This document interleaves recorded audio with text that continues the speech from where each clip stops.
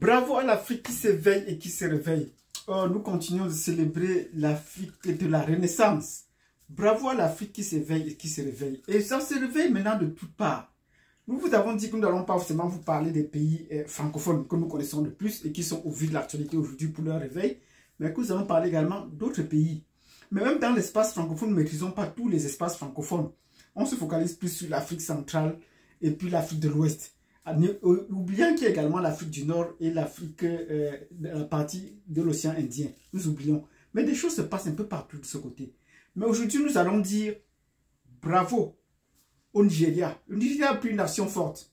Donc, si vous voulez connaître comment le Nigeria a pris une nation forte, mettez-nous des pouces. Abonnez-vous, cliquez sur la communication, partagez avec les autres. Et nous allons vous le dire. Faites-le. Ensuite, nous allons parler de la démission d'Alain Foka. Ça fait couler beaucoup d'encre. Oui, tout le monde a en public. Alain Foka a démissionné. Oui. Certains m'ont taquiné. Est-ce que c'est un agent de la France-Afrique? Est-ce que c'est vrai? Ce n'est pas vrai. C'était un grand journaliste, nous ne doutons pas. Mais je vous dis, c'était un agent de la France-Afrique. Nous allons vous en parler. Et je vais vous donner des raisons. Je suis Camerounais, on se connaît au Cameroun. Qui est panafricain, qui est agent de la France-Afrique. On va en parler. Je vais vous donner quelques éléments. Et si vous voulez en savoir plus, posez des questions là à propos. Donc, voilà des éléments sur lesquels on va s'appuyer. Et il y a encore épidémie de coups d'État en Afrique. Oui, les coups d'État en Afrique continuent à se propager. Notamment en Afrique francophone. Il y a encore eu coup d'État cette semaine. Un coup d'État qui a réussi, mais on en parle très peu. Nous allons parler de ces coups d'État-là et vous faire suite. Qui est pour? Est-ce que c'est un coup d'État panafricain ou c'est un coup d'État de la France-Afrique?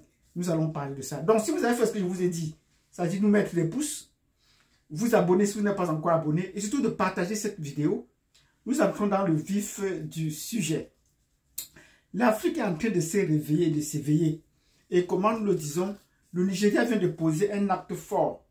Actuellement, le Nigeria a décidé de porter plainte à l'ONU. Oui, le Nigeria a décidé de porter plainte à l'ONU. C'est vrai que le Nigeria est un pilier de la France-Afrique, mais de façon individuelle et de façon segmentée, c'est le pays qui se pose le plus à la présence européenne, à la présence des Blancs dans leur pays. Quand on parle de l'homosexualité, là, c'est eux qui étaient les premiers, ils sont le numéro 1. On n'entend même pas parler de ça au Nigeria. Que les gens arrêtent un peu cela à leurs frontières. Ce n'est pas l'Ouganda, ce n'est même pas, le Kenya, ce n'est pas l'Afrique. Bref, c'est le Nigeria qui est le numéro 1 pour lutter contre cela. Et les individus le disent même, les femmes le disent, n'amenez pas ça ici chez nous. Donc le Nigeria a décidé cette semaine à travers son ministre de la Condition féminine de porter plainte aux Nations Unies. Oui, de porter plainte aux Nations Unies. Pourquoi ils ont décidé de porter plainte aux Nations Unies? Parce que les ONG sous couvert des Nations Unies montent des opérations de fundraising, de levée des fonds. Ils collectent l'argent partout, à travers le monde. Ils ont des donateurs qui leur font des dons, des millions de dollars. Ils arrivent au Nigeria, ça ne suffit pas. Il faut encore collecter au Nigeria avant le nom des Nations Unies. La ministre de la Condition féminine ou des Affaires familiales a décidé donc, est-ce que vous pouvez nous rendre compte de cet argent que vous collectez au nom des Nigériens ou pour aider les Nigériens? Rendez-nous compte. Ben, la lettre est restée lettre morte. Ils ont dit donc, dans ce cas, on va aller à la justice. Parce que c'est depuis des années que cela dure. Mais tous vos ONG qui papillent partout au Nigeria, vous ne vous rendez pas compte alors que vous produisez l'argent. Vous prenez notre argent pour aller faire un autre sujet, pour aller développer notre agenda comme des anglo-saxons disent. Donc maintenant, le président et la ministre, le gouvernement du Nigeria, de Titibu, ont décidé de siffler la fin de la récréation. On va aller devant des tribunaux pour établir les faits. Nous disons bravo au Nigeria. Tous les autres pays devaient apprendre le cas. Si le Nigeria a épinglé les Nations Unies pour ce cas d'escroquerie, ils ont dit parler de l'appropriation financière. Les autres pays d'Afrique continuent à épingler les Nations Unies sur leurs actions militaires. Ça pose des problèmes. Vous voyez au Mali, ils ne veulent pas céder les territoires sur lesquels ils sont installés pour défendre le terrorisme. Pour vouloir partir, ils veulent plutôt céder ça aux terroristes. Ils veulent s'assurer que les terroristes sont bien installés avant de partir. C'est la raison pour laquelle ils traînent. Ils devaient déjà quitter leur base au nord du Mali depuis le 7. Nous sommes aujourd'hui plus d'une semaine après, ils ne sont pas encore partis. Parce que les troupes sont encore en train de s'apprêter. Même s'ils prétendent que c'est pour permettre à l'armée de se préparer leur entrée, mais ce n'est pas vrai. Ils devaient se déplacer. L'armée leur a déjà donné le feu vert de parti qui sont prêts à prendre possession de leur territoire. Mais ce n'est pas le cas. Donc vous trouvez que les Nations Unies sont un goulot d'étranglement en Afrique. Nous disons encore bravo. Parce que là, la RDC vient de frapper également un coup avec les Nations Unies. La MONUSCO doit quitter doit quitter le Congo. Nous le disons bravo. Donc après la MINUSMA au Mali, la MONUSCO, la MINUSCA, il faudrait que toutes ces forces quittent. Parce qu'actuellement, on a besoin plutôt de ces forces. La mission des Nations Unies dans la bande de Gaza, en Palestine, c'est où on a besoin d'eux. Qu'ils enlèvent tous ces forces, qu'ils envoient là-bas pour interposer. Un pays a promis de détruire sa population, mais personne n'a rien dit. Le premier ministre israélien dit que nous, on va détruire, ils vont payer le plus cher, on va les bombarder, et ils sont en train de faire le boulot. Bombarder les mosquées, bombarder les hôpitaux, couper l'électricité, mais personne ne dit rien. Donc voilà. Donc, dans cette vidéo, nous disons bravo au Nigeria pour avoir déjà pris cette défense-là et qu'il faudrait que les autres pays jettent un regard ou demandent les comptes à ces nations, à ces ONG qui pillent chez nous et qui ont déjà collecté beaucoup d'argent en Europe. Au lieu de les distribuer en Afrique, ils viennent encore en Afrique demander au peu qu'on a de leur donner pour soutenir leurs actions sur le terrain.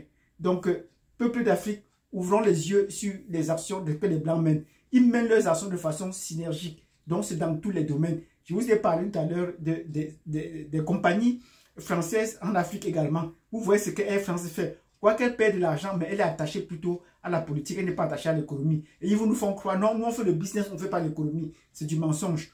Toutes les organisations européennes, toutes les organisations des Blancs, c'est comme ça. Ils sont unanimes pour venir piller et humilier les Africains chez eux-mêmes.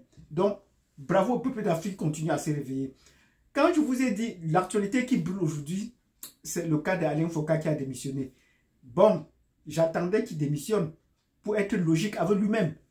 Parce que c'était un agent de la France-Afrique, il ne saurait être autrement. Parti du Cameroun avec son bac, il est parti étudier en France. Étudier en France, il a travaillé pour la France pendant plus d'une quarantaine d'années pour la France. Donc il était proche de la retraite, mais il a donc décidé de quitter. Mais vous ne pouvez pas aller vivre en France, travailler en France et ne pas être un agent de la France-Afrique. C'est comme tous ces militaires qui vont se former à Saint-Cyr. Et on marque toujours au dessus de leur diplôme, en cas de conflit d'intérêts, vous prenez parti pour la France. Et c'est pour ça que ces militaires, il est plus facile de les contacter pour organiser le coup d'État quand les intérêts de la France sont menacés. Donc tous ceux qui quittent l'Afrique tout jeunes et vont s'installer en France pour étudier, la France les formate de façon qu'ils voient les intérêts français d'abord, avant tout autre intérêt, avant même les leurs. Alain Foka ne dérange pas la règle. Il a beau être un grand journaliste, mais il travaille pour le compte de la France. Il ne peut pas travailler autrement. Et lui, il regrette parce qu'il est entré à l'école des sciences politiques où il a vu comment on a monté un plan pour dire que Bokassa était un mangeur d'hommes. Il est parti chercher le cuisinier. On a cherché la personne qui a écrit. On n'a pas trouvé la personne qui a écrit. On dit c'est ici, on dit c'est là-bas. Il a rencontré le cuisinier s'est mis à pleurer. Il regrette pourquoi il a été à Sciences Po. Parce que c'est à Sciences Po qu'on fabrique des gens qui vont raconter tous ces mensonges. Donc vous trouvez que lui-même, pendant des années, il a été agent de la France-Afrique et il a commencé par prendre conscience. Mais il ne peut pas faire autrement. Donc nous lui disons bravo parce qu'il a déjà démissionné en tant que Camerounais. Donc il va dans la même lignée que les Philippe Simo qui ont quitté le Cameroun avec le bac, qui sont partis étudier en France, qui ont travaillé à Orano et qui sont les agents de la France-Afrique. Ils ne sauraient être autrement. Ils n'ont pas connu un autre système un autre système que la France-Afrique. Donc ils travaillent dans le système de la France-Afrique. Vous voyez sa grande mère qu'il a organisée à Paris pour demander aux Africains de venir sur le continent investir. Il préfère les organiser à Paris. Donc le chemin des Africains passe par Paris comme par lui-même. Donc vous trouvez que là, il y a une incongruité spatiale. Organise-tu tes affaires à Abidjan, organise un sommet pareil à Abidjan, qui est toujours un pilier de la France-Afrique. Au moins là, tu vas appeler des gens. Combien de millions d'euros on a dépensé pour faire venir, pour organiser un tel sommet. Donc voilà des exemples. Il est également du cas de Franklin Myamsi, je vous ai dit. C'est également un agent de la France-Afrique. Après son bac, il a quitté le Cameroun. Tout à fait normal. Il est parti faire philosophie à l'étranger. Et il enseigne la philosophie. Il n'enseigne pas la politique ou la géopolitique. Il enseigne la philosophie. Ben, ça ne lui donne pas le droit de parler de tous les sujets.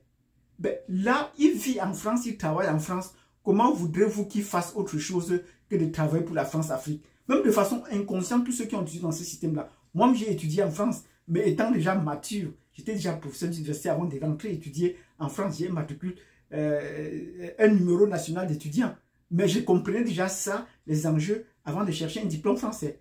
Mais beaucoup de ceux qui vont jeunes, on les blanchit facilement le cerveau. Donc, ça, c'est le premier élément pour Franklin Nancy. Le deuxième élément, c'est que Franklin Nyamsi est un parti de droite. Il faut qu'on le comprenne. C'est un soroïste. Il est dans la communication, c'est un soroïste. Donc en Côte d'Ivoire, il fait partie des partis de droite. Et Soro est quelqu'un de droite et un des piliers de la France-Afrique. Monté au Burkina Faso, organiser la rébellion pour venir prendre le pouvoir. Il a amené Guillaume Soro dans le Parlement du Cameroun. Et puis les partis de gauche, comme le SDF, ont carrément boycotté. On lui a dit non, ça ne se passe pas comme ça. Donc pour prendre le cas de la Côte d'Ivoire, si vous êtes un parti de gauche, si vous êtes un parti de droite, un parti libéral, vous êtes de la France-Afrique. Oui, la France-Afrique est essentiellement libérale. Il faut qu'on se comprenne, que ce soit des néolibéraux ou des libéraux tout court, ce sont des gens de la France-Afrique. Si vous voulez être panafricain, vous devez être parti de gauche. Voilà, ce sont les partis de gauche qui sont les vrais panafricains. Et c'est la raison pour laquelle vous comprenez le SDF a soutenu le FPI de Laurent Gbagbo dans le temps. Donc le parti de Laurent Gbagbo, le FPI était dans le temps un parti de gauche. Et à côté des Gore, Gbagbo ou rien, qui sont des partis de gauche, les tenants de l'extrême gauche, on a également le parti de Mamadou Koulibaly, leader, qui sont des partis de gauche en Côte d'Ivoire. Donc si vous trouvez dans les autres partis, comme le RZP, les machines, trucs et tout cela, vous êtes des partis de droite, donc vous travaillez pour la France-Afrique. Donc il faut qu'on soit clair là-dessus. Sur la base de cet élément, dites-moi si c'est vrai ou faux. Mettez dans les commentaires si ce que j'ai dit est justifié ou pas. Donc nous allons aborder le troisième élément. Si vous êtes d'accord, vous nous mettez des pouces. Abonnez-vous, cliquez sur la cloche de notification. Et on va passer au dernier élément. Oui, il y a l'épidémie de coups d'État se continue en Afrique. Je vous dis de continuer jusqu'à la fin de la vidéo. Continue en Afrique. La semaine dernière, il y a eu un coup d'État officiel, un coup d'État qui a réussi à Madagascar. Angela Jolina a été déposé. Il a été déposé proprement. Peut-être c'est un coup d'État constitutionnel, peut-être c'est un coup d'État politique, mais il n'est plus président. Et il y a l'intérim qui est assumé par une autre partie. Donc, il n'est plus président. Voilà le coup d'État qui continue dans les pays francophones d'Afrique. Toujours dans l'océan Indien, je vous ai annoncé il y a quelques semaines qu'au Comores, un autre pays francophone, un coup d'État se prépare là-bas. Ça, c'est inévitable. Un coup d'État se prépare là-bas. Il y a déjà des échauffourées, les îles qui s'affrontent les unes les autres, qui défendent au président la juge de prendre encore un troisième mandat. Toujours la question de troisième mandat. Mais là-bas, c'est un mandat, on sort. Ce n'est même pas deux. C'est un mandat, on sort. Celui-ci a pu faire 2 mandats par force et il veut faire un troisième mandat. Donc, voilà comment les coups d'État continuent à se multiplier dans l'Afrique francophone. Nous disons donc bravo au Nigeria, bravo à la RDC qui a pu demander le retrait de la MONUSCO et nous savons que c'est l'œuvre d'une personne. On va revenir dessus pour lui dire merci.